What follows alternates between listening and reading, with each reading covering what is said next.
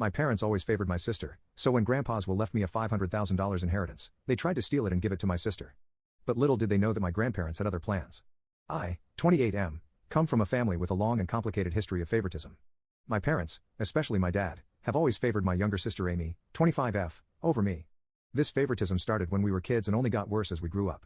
From my earliest memories, Amy was always the golden child.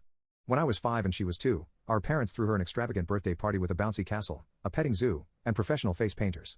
For my birthday that same year, I got a small family dinner and a store-bought cake. This set the tone for years to come. As we grew older, the disparities became more apparent. Amy always got the newest toys, the best clothes, and the most attention.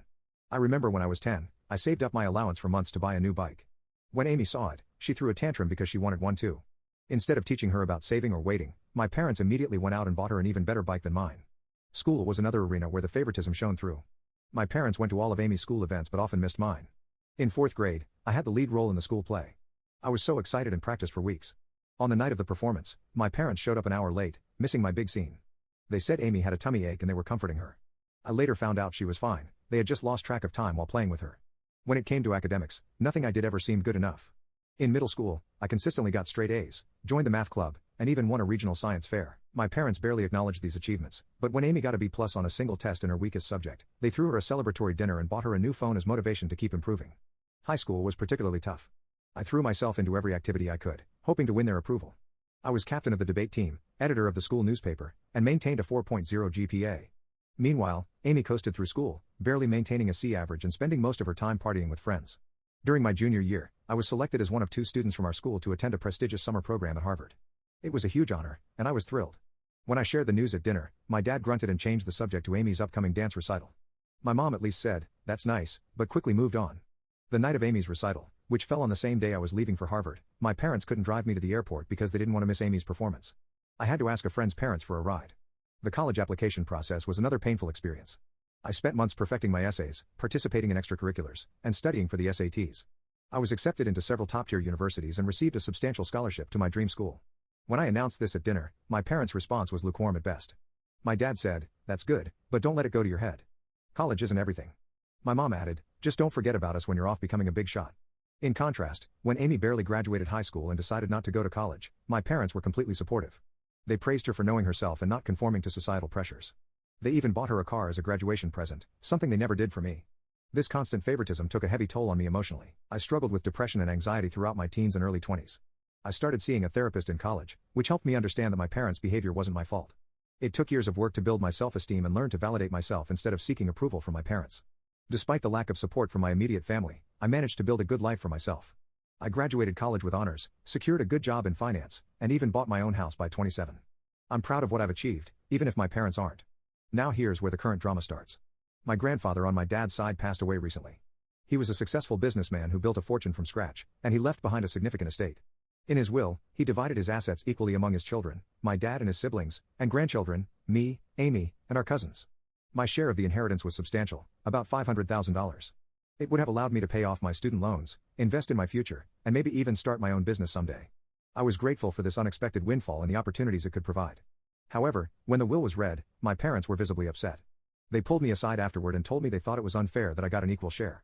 They said Amy needed the money more because she was struggling. She works part-time at a coffee shop and lives in our parents' basement. I was shocked but tried to stay calm. I explained that this was Grandpa's decision and it wasn't up to them to change it.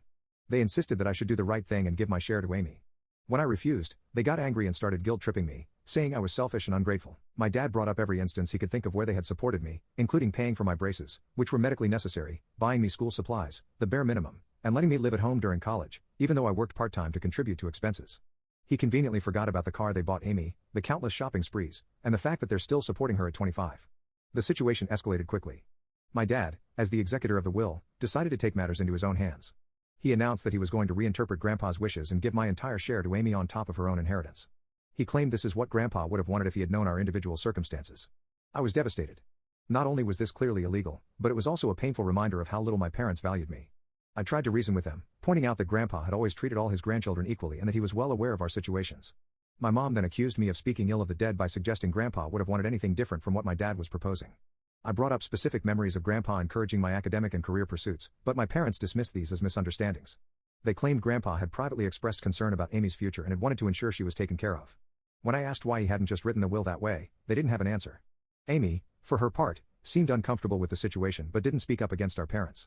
When I tried to talk to her privately, she just shrugged and said, "Mom and Dad know best." It was clear she wasn't going to be any help. Feeling hurt and betrayed, I reached out to my paternal grandmother, Grandpa's widow, for advice. She was furious when she heard what was happening. She told me that this was absolutely not what Grandpa had intended and that my parents had no right to change the will. Grandma shared some information that shed new light on the situation. Apparently, my parents had approached Grandpa a few years ago asking him to leave everything to Amy in his will. Grandpa had firmly refused, stating that he believed in treating all his grandchildren equally. He had even added a clause to his will stating that anyone who contested the equal distribution would forfeit their share. Armed with this information, I confronted my parents. They were shocked that Grandma had told me about their previous attempt to influence the will. My dad tried to justify it by saying they were just looking out for Amy's future, but I could see the guilt on their faces. Grandma took action immediately. She contacted her lawyer and the other executors of the will. She also reached out to my dad's siblings, who were equally outraged by what my dad was trying to do. Together, they put a stop to my dad's plan and ensured that the will would be executed as written. My parents were forced to back down, but they were furious with me. They accused me of turning the family against them and said I should have handled this in-house instead of involving others. Now you can check for a part 2 by pressing share and more.